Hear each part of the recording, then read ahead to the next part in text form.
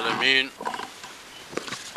والصلاة والسلام علی حبیبہ محمد وعلی آلہ واصحابہ اجمعین۔ اعوذ باللہ من الشیطان الرجیم، بسم اللہ الرحمن الرحیم۔ وتعاونوا علی البر والتقوی ولا تعاونوا علی الاثم والعدوان۔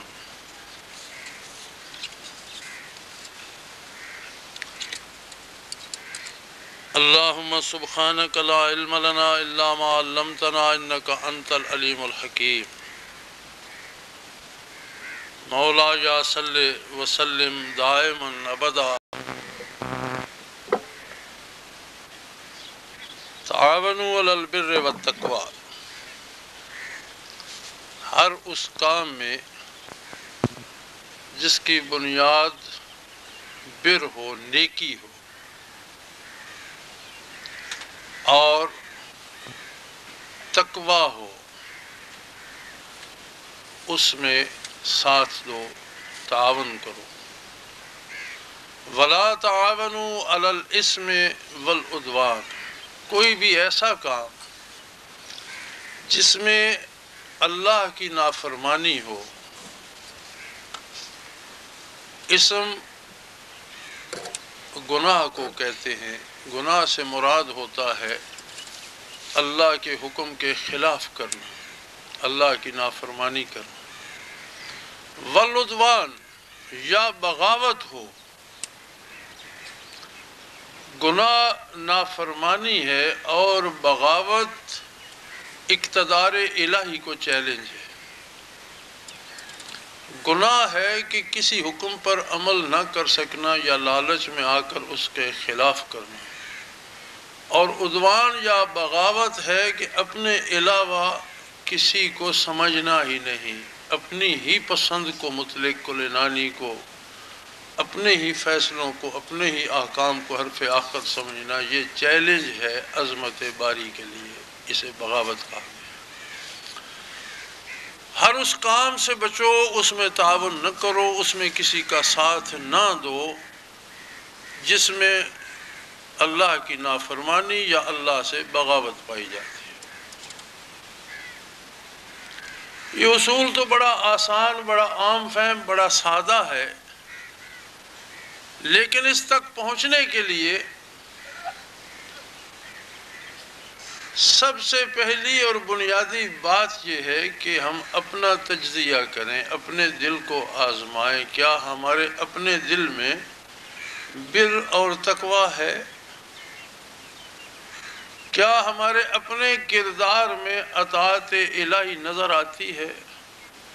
کیا ہماری اپنی سوچوں اور فکر میں عظمت باری پیش نظر ہے یا خواہشات نفس ہیں؟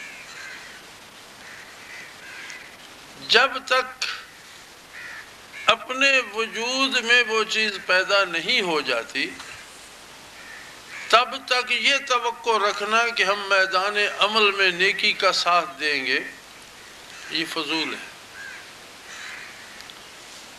یہ بظاہر سادہ سا اور عام فہم سا اصول اس لیے مشکل ہے کہ اس کے لیے پہلے اس تن خاکی میں جان پیدا کرنا پڑتی ہے،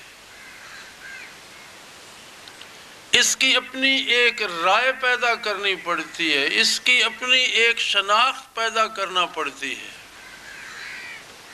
نبی علیہ الصلوۃ والسلام کے فرائض نبوت میں دعوت الہی کے بعد، دعوت اللہ کے بعد پہلا فریضہ یہ ہے وَيُزَكِّيهِمْ وَيُعَلِّمُهُمُ الْكِتَابَ وَالْحِكْمَةَ۔ تعلیم کتاب و حکمت ثانوی درجہ رکھتی ہے اور تزکیہ اس پر مقدم ہے۔ تزکیہ کیا ہے؟ تزکیہ عظمت الہی سے آشنائی، کتاب و حکمت کی اہمیت و ضرورت سے واقفیت۔ اگر اللہ کی ذات سے آشنائی نہیں ہے تو اللہ کے ارشادات کی اہمیت کیسے پیدا ہوگی دل؟ ایک پیشہ تو ہو سکتا ہے، ایک پروفیشن تو ہو سکتا ہے، ایک تحقیق تو ہو سکتی ہے کہ اور کتابوں کی طرح اس کتاب کو بھی ریسرچ میں لا کر دیکھیں باقی کتابیں کیا کہتی ہیں، یہ کتاب کیا کہتی ہے، کون سے مسئلے کے بارے میں اس کی کیا رائے ہے، سائنسی ایجادات کے بارے میں یہ کیا کہتی ہے، دنیاوی معاملات کے بارے میں یہ کہاں تک جاتی ہے، تاریخی حوالوں کے بارے میں قوموں کے عروج و زوال کی داستانیں یہ کہاں تک بیان کرتی ہے۔ تو اس نظر سے تو غیر مسلم محققین جنہیں مستشرقین کہا جاتا ہے وہ بھی قرآن حکیم کے ایک ایک لفظ کی گہرائی تک پہنچنے کی کوشش کرتے ہیں، لیکن کیا اس سے انہیں نیکی یا تقوی نصیب ہو جاتا ہے؟ ہرگز نہیں۔ نیکی اور تقوی کی بنیاد کتاب کو پڑھ کر حاصل نہیں ہوتی، اگرچہ کتاب کو پڑھ کر اس میں ترقی ہوتی ہے، لیکن وہ حاصل اس ایمان و یقین سے ہوتی ہے۔ بنیاد وہ یقین و اعتماد بنتا ہے جو اللہ کی ذات پر اللہ کے نبی کے حوالے سے پیدا ہوتا ہے۔ سب سے پہلے جو عظمت الہی، قدرت الہی پر ایمان، اس کی ذات اور اس کی صفات سے آشنائی جو واقعی ہیں اور جو صرف اللہ کا ایک بندہ صلی اللہ علیہ وآلہ وسلم بتا سکتا ہے، محمد الرسول اللہ صلی اللہ علیہ وآلہ وسلم۔ اب یہاں بات آ جاتی ہے اعتبار و اعتماد کی۔ ساری دنیا بعثت آقا نامدار صلی اللہ علیہ وآلہ وسلم سے لے کر قیامت تک آنے والی دنیا کے لیے ایک ہی گواہ ہے، کوئی دوسرا گواہ نہیں۔ کوئی دوسرا بندہ دنیا میں نہیں ہے جو یہ گواہی دے کہ یہ وحی الہی نازل ہو رہی تھی حضور پر اور میں نے بھی سنی۔ نہیں، یہ تو بے شمار گواہیاں دیں گے کہ حضور نے فرمایا مجھ پر یہ وحی نازل ہوئی، لیکن وحی کے نازل ہونے کے وقت جو صدا آ رہی تھی یا جو کیفیت تھی یا جس طرح قرآن نازل ہو رہا تھا، وہ فرشتہ لا رہا تھا یا من جانب اللہ نزول قلب اطہر پہ ہو رہا تھا، اس صورتحال کا کوئی گواہ نہیں ہے، بلکہ اللہ کریم نے فرمایا وَقَفَى بِاللَّهِ شَهِيدًا، میں آپ کی نبوت کا اکیلا گواہ کافی، کسی کی ضرورت ہی محسوس نہیں کی گئی۔ اب ایک ایسی ہستی جس کی بات ماننے کی ساری انسانیت کو تاکید کی جا رہی ہے کہ اسی ایک کے ارشاد پر اعتبار کر لو، یہ اعتبار جو ہے نبی کریم صلی اللہ علیہ وآلہ وسلم پر، یہ ہے بنیاد اللہ سے آشنائی کی۔ جہاں یہ اعتماد علی الرسول متزلزل ہوا، اعتماد علی اللہ کے لیے کوئی دوسری بنیاد ہی بندے کے پاس نہیں ہے۔ اور وہ جو برکات قلب اطہر پیغمبر سے قلب مومن پہ آتی ہیں، وہ ایک یقین کی فضا پیدا کرتی ہیں، وہ ایک اعتبار کی فضا پیدا کرتی ہیں، اس کا نام ایمان ہے۔ اس ایمان میں اتنی قوت آ جائے کہ وہ ہمارے کردار کا احاطہ کر لے، یہ بر ہے، نیکی ہے۔ حضور نبی کریم صلی اللہ تعالی علیہ وآلہ وسلم ایسی ذات تھی کہ سارے کمالات کا مرجع ایک ذات تھی، محمد الرسول اللہ صلی اللہ علیہ وسلم۔ وہ کمالات دنیاوی تھے، وہ کمالات دینی تھے۔ قرآن تھا، اس کے امین حضور تھے، حدیث تھی، وہ حضور کا ارشاد تھا، فقہ تھی، وہ وہی احکام تھے جو نبی کریم صلی اللہ علیہ وسلم نے عمل کر کے بھی دکھائے، ارشاد کر کے بھی بتایا۔ سیاست تھی، اس کے اعلیٰ اور اس کے سردار محمد الرسول اللہ تھے، عدالت تھی، اس کے سردار محمد الرسول اللہ تھے، سفارت تھی، اس کے سردار محمد الرسول اللہ تھے۔ الف سے یا تک وہ ظاہری حکومت کے امور تھے یا باطنی تعلقات کی بات تھی، وہ دین تھا یا دنیا تھی، وہ سیاست تھی یا کاروبار تھا، وہ تجارت تھی یا عدالت تھی، ہر شعبہ زندگی کی انتہا تھی محمد الرسول اللہ صلی اللہ علیہ وآلہ آلہ وسلم۔ جب آپ نے چشم عالم سے پردہ فرمایا تو بعد میں کوئی ایسی ذات ممکن نہیں ہے جو اس طرح جامع الصفات ہو، لہذا اکابرین صحابہ میں بھی، عہد نبوی میں بھی اور آپ کے بعد بھی کمالات تقسیم ہو گئے۔ کسی کی شہرت بحیثیت مفسر قرآن تھی، کسی کی شہرت بحیثیت محدث تھی، کوئی فقہ میں مشہور تھے اور انہیں قاضی بنایا گیا اور ان کے پاس فتوے ہوتے تھے، کوئی امور سلطنت پہ حاوی اور نظم و نسق میں دنیا کے قائد ثابت ہوئے۔ یہ الگ بات ہے کہ کیفیات باطنی میں سب کے قلوب ذات باری کے ساتھ جڑے ہوئے تھے۔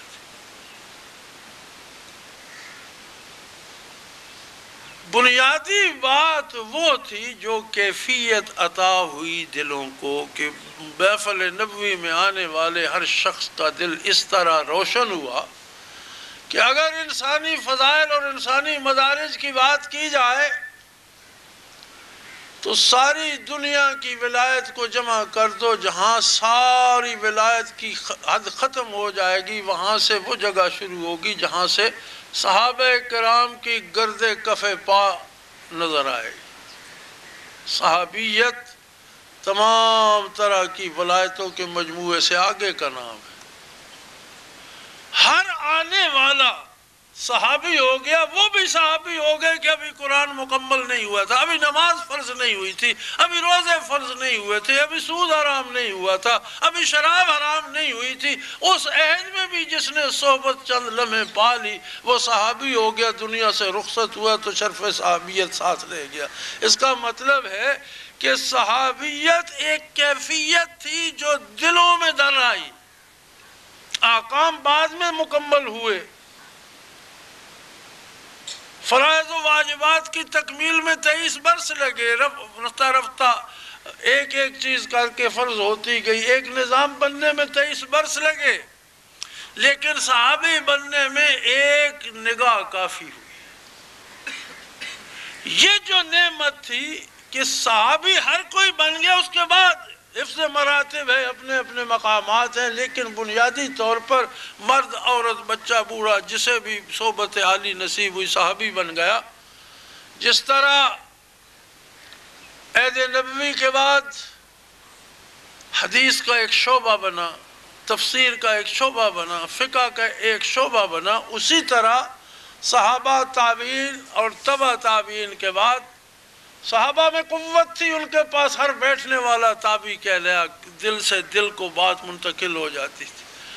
تابعین میں قوت تھی، جسے ان کی صحبت نصیب ہوئی تبع تابعی بن گیا۔ تبع تابعین کے بعد ہر آنے والے کا دل روشن نہ ہوا، بلکہ جس طرح حدیث کے ادارے بنے، تفسیر کے ادارے بنے، فقہ کے انسٹیٹیوشن بنے، اسی طرح دلوں کی برکات تفویض کرنے کی بھی انسٹیٹیوشنز اور ادارے بن گئے، اور ہر عالم برکات قلبی کا امین نہ ہو سکا اور ہر صوفی عالم ہوا۔ یہ برکات کی تقسیم بھی اہل علم نے کی، علماء نے کی، لیکن سارے علماء کیف باطنی نہ پا سکے، اور اہل باطن اہل حال جتنے تھے وہ سارے علوم ظاہرہ سے آراستہ تھے۔ یہ شعبہ، یہ جہاں ہم بیٹھے ہیں، یہ مشائخ جن سے نسبت پہ ہم اللہ کریم کا کروڑوں بار شکر ادا کرتے ہیں، یہ وہی لوگ ہیں جو اس شعبے کے تھے جو ہمارے اندر بر پیدا کرتا ہے۔ تعاونوا علی البر تب حاصل ہوتی ہے جب بر اپنے اندر بھی آئے۔ اہل مکہ نے بر کے لیے رسومات بنا لی تھیں اور اسے وہ نیکی سمجھتے تھے کہ کچھ دنوں میں سامنے سے گھر نہیں جانا، پیچھے سے دیوار پاڑ کر جانا ہے، وہ رسم اس طرح ادا کرنے ہے۔ وہ فرمایا لیس البر بأن تأتوا البیوت، کہ آپ مکانوں کو آگے سے داخل ہو من ابوابہا یا ان کے پیچھے دیواریں، یہ نیکی نہیں ہے۔ ولیکن البر من آمن باللہ، بر یہ ہے کہ تمہیں اللہ سے کتنا لگاؤ، کتنا ایمان، کتنا یقین نصیب ہوتا ہے۔ رسومات میں بر نہیں ہے، رواجات میں بر نہیں ہے، بر کیفیات کا نام ہے جو دل میں ہوتی ہیں اور وہ پیدا ہوتی ہیں برکات نبوی سے، اور برکات نبوی کے اصول کے لیے دلوں کی پالش کرنا ضروری ہے۔ کلا بل ران علی قلوبہم، مولا لوگ حسن سے متاثر ہوتے ہیں، مولا لوگ حسن کلام سے متاثر ہوتے ہیں، حسن ادائیگی جو ہے اس سے متاثر ہوتے ہیں، لوگ کسی طرح کا بھی حسن ہو، وہ شعر میں ہو، ادب میں ہو، تقریر میں ہو، تحریر میں ہو، وجود میں ہو، شکل میں ہو، اس سے متاثر ہوئے بغیر نہیں رہتے، اور سارے جہانوں کے حسینوں کا حسین تر محمد الرسول اللہ صلی اللہ علیہ وسلم، پھر اس سے لوگ محروم کیوں ہیں؟ فرمایا کلا بل رانا علی قلوبہم، ان کے دلوں پر زنگار لگ گئے، زنگ لگ گئے دلوں کو، دلوں کو وہ استعداد ہی نہیں رہی کہ وہ معیار حسن کو جانچ سکے۔ نبی کریم صلی اللہ علیہ وسلم نے فرمایا لکل شیء سقالہ، ہر چیز کی پالش ہوتی ہے، وسقالۃ القلوب ذکر اللہ، اور دلوں کی پالش ہے اللہ کا ذکر۔ جتنا کثرت ذکر، جس قدر کثرت ذکر کسی کو نصیب ہوگی اتنا اس کا دل پالش ہوگا، جتنا دل پالش ہوگا اتنا اس میں برکات نبوی آئیں گی، جتنی برکات نبوی آئیں گی اتنا اسے اللہ سے تعلق نصیب ہوگا، جتنا تعلق دل میں ہوگا اتنا بر ہوگا، اور جتنا بر وجود میں ہوگا اس حساب سے بر کے ساتھ عالم عمل میں تعاون کر سکے گا۔ بظاہر تو چھوٹا سا جملہ ہے کہ نیکی اور تقوی میں تعاون کرو، لیکن فرمایا بڑا اچھا شعر ہے فارسی کا، کند ہم جنس با ہم جنس پرواز، کبوتر با کبوتر باز با باز، ہر جنس اپنی جنس کے ساتھ پرواز کرتی ہے، کبوتر کبوتروں کے ساتھ اور باز بازوں کے ساتھ۔ کبھی کسی باز کو آپ کبوتر کے جھنڈ میں اڑتا ہوا نہیں دیکھیں گے، اور کسی کبوتر کو آپ بازوں کے جھنڈ میں محو پرواز نہیں پائیں گے۔ جب تک اپنے اندر بر پیدا نہیں ہوگی اہل بر کے ساتھ تعاون کے امکانات نہیں ہوں گے، جب تک اپنے اندر باز پیدا نہیں ہوگا، خود کو باز ثابت نہیں کرے گا، خود کو شاہین ثابت نہیں کرے گا، شاہینوں کے ساتھ محو پرواز کیسے ہوگا؟ ہمارا آج کا قومی مسئلہ یہ ہے کہ ہر شخص نے اپنی اصلاح سے بے فکر ہو کر قومی اصلاح کا بیڑا اٹھا لیا۔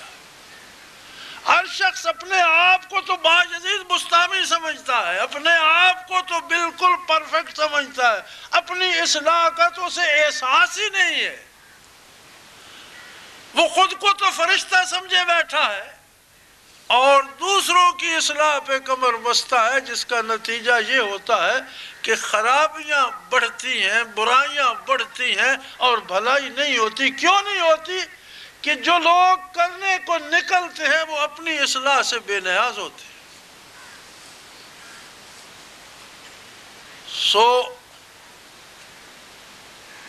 آج کی اس گھڑی میں روئے زمین پر جہاں بھی مسلمان ہے وہ تیغ ستم کا نشانہ ہے۔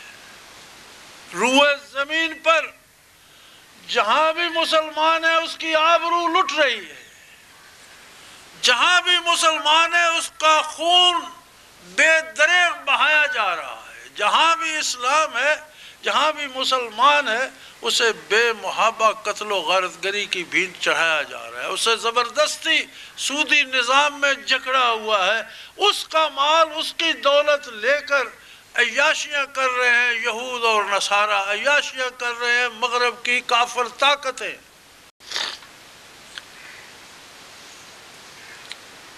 مائراب بصری رحمت اللہ علیہ ایک جگہ فرماتی ہیں، خاتون فرماتی، کسی نے کہا بھئی آپ تو خاتون ہیں، آپ تو بی بی ہیں، آپ نے کیا طوفان اٹھا رکھا ہے؟ تو انہوں نے فرمایا طالب الدنیا قلب، یہ جو دنیا کے طالب ہیں یہ خواہ اسلام کے حوالے سے دنیا کی دولت جمع کرے، نیکی کے حوالے دے دے کر دنیا کی دولت جمع کرے، دنیا کا ہر طلبگار کتا ہے۔ طالب العقبہ مونس، اس نے کہا عورتیں وہ ہیں جو صرف آخرت میں جان بچانے کے لیے نیکی کرتے ہیں، جنہیں صرف آخرت میں جنت اور حور و قصور کی طلب نے نیکی پہ آمادہ کر رکھے، وہ عورتیں ہیں۔ طالب المولا مذکر، جو اللہ کے طالب ہیں وہ سارے مرد ہیں، اور میں اللہ کی طالب ہوں۔ اگر اس اعتبار سے، اس پیمانے سے دیکھا جائے تو آج عالم اسلام میں کوئی ایک قیادت دکھائیں جس میں اللہ کی طلب بھی موجود ہے۔ یہی وہ بنیادی نقطہ ہے کہ مغربی دنیا کے پاس ہے کیا؟ آج بھی زندگی کے وسائل جو ہیں ان میں سے 80% وسائل مسلمان ممالک کے پاس ہیں۔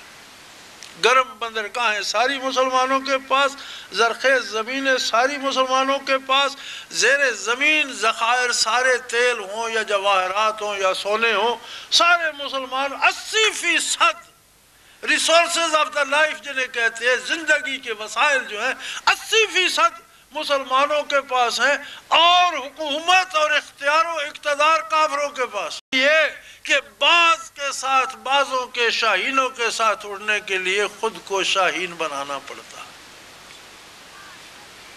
تو حضرات گرامی، میری درخواست یہ ہے کہ اپنی بھرپور توجہ سب سے پہلے ان برکات پر دیجئے جو ان مشائخ عظام کی امانت ہے، میرے پاس بھی آپ کے پاس۔